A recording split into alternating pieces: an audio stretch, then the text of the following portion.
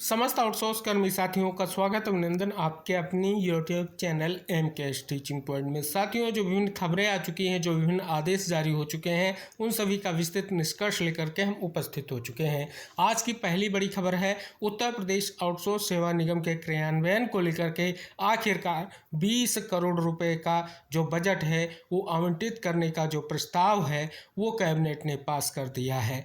अगर बात कर ली जाए साथियों, जो उत्तर प्रदेश आउटसोर्स सेवा निगम का गठन कंपनीज या कंपनी अधिनियम 2013 की धारा 8 के तहत किया गया है। अगर बात कर ली जाए, स्पष्ट तौर पर बजट आवंटित हो चुका है, मंजूरी मिल चुकी है। जल्द ही आउटसोर्स सेवा निगम अपना कार्य प्रारंभ करने जा रहा है। आउटसोर्स सेवा निगम के अंतर्गत लाखों कार्यरत साथियों के मानदेय वृद्धि को लेकर के जो विशेष इंतजार है, उम्मीद है जल्द समाप्त होगा। साथ ही विभिन्न भर्तियों को लेकर के भी निष्कर्ष जल्द से जल्द स्पष्ट होगा। तो बहुत बड़ी आज की ये खबर आप सभी के समक्ष आ चुकी है कैबिनेट के फैसले के रूप में। अगला आदेश आप सभी के समक्ष आ चुका है। साथियों, ये आदेश बहुत ही महत्वपूर्ण है। विशेष सचिव उत्तर प्रदेश शासन की ओर से ये आदेश जारी हुआ है। साथियों, यहाँ पर अवलोकन करेंगे, ये स्पेशल टेट आयोजित किया जाएगा, यानी विशेष अध्यापक पात्रता परीक्षा।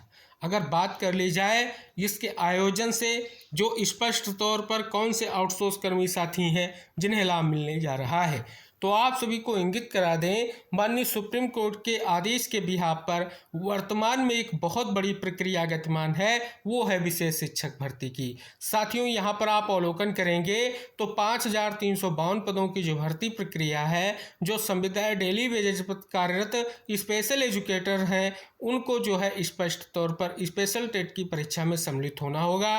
क्योंकि अगर बात कर ली जाए, अब उनकी नियुक्तियां जो है स्थायी होने जा रही हैं, नियमित होने जा रहे हैं, तो उनको जो है स्पष्ट तौर पर टेट की परीक्षा पास करनी ही होगी। और इस पर पेज में बड़ी खबर आ चुकी है। इस शासनादेश से स्पष्ट है कि जल्द जो है एक बहुत ही महत्वपूर्ण जो है टेट परीक्षा आयोजित होगी और एक बहुत बड़ा निष्कर्ष आप सभी के लिए आ चुका है।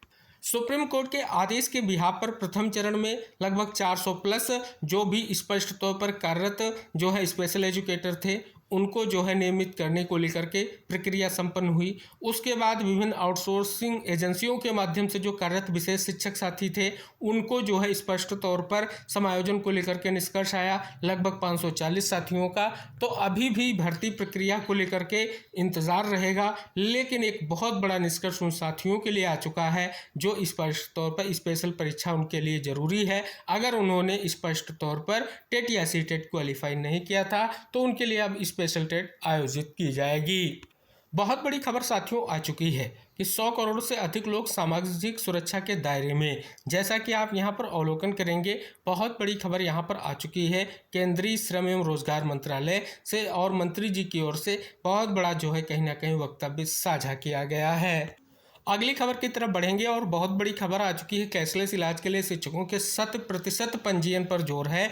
जैसा कि मुख्यमंत्री शिक्षक कैशलेस योजना में सभी पात्र शिक्षकों को के हेल्थ कार्ड बनाने की अधिकारियों को निर्देश जारी किए गए हैं। जैसा कि इस योजना का लाभ हम पहले भी बात कर चुके हैं, जो है विद्यालय के जितने भी शिक्षक हैं, शिक्षा मित्र हैं, विशेष शिक्षक हैं, अनुदेशक हैं, कस्तूरबा गांधी बालिका विद्यालय के वार्डन, पूर्णकालिक अंशकालिक शिक्षक शिक्षिकाएं हैं, पीएम पोषण योजना के अंतर्गत जो कार्यरत रसोइये हैं, सभी के लिए बहुत बड़ी खबर आ चुकी है और यहाँ पर निष्कर्ष स्पष्ट हो रहा है। अगली खबर जो है वो विकसित भारत गारंटी फॉर रोजगार एंड आजीविका मिशन को लेकर के है। बहुत बड़ी जानकारी यहाँ पर जानने को मिल रही है। साथियों, अगर बात कर ली जाए, एक और महत्वपूर्ण अपर मुख्य सचिव बेसिक शिक्षा का आदेश है जो मुख्यमंत्री शिक्षक कैशलेस योजना के संबंध में ही जारी हुआ है।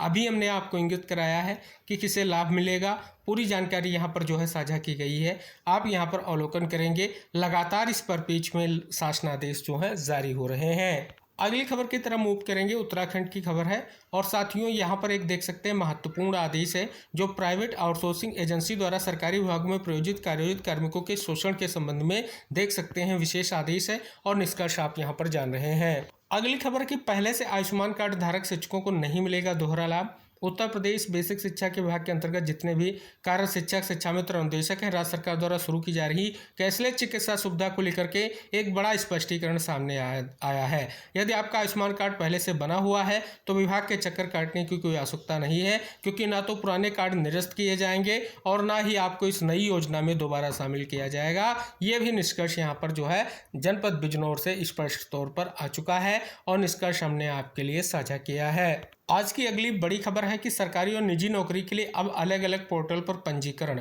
जैसा कि अवलोकन करेंगे। सेवायोजन पोर्टल पर आउटसोर्स व सरकारी नौकरी का मिलेगा अवसर।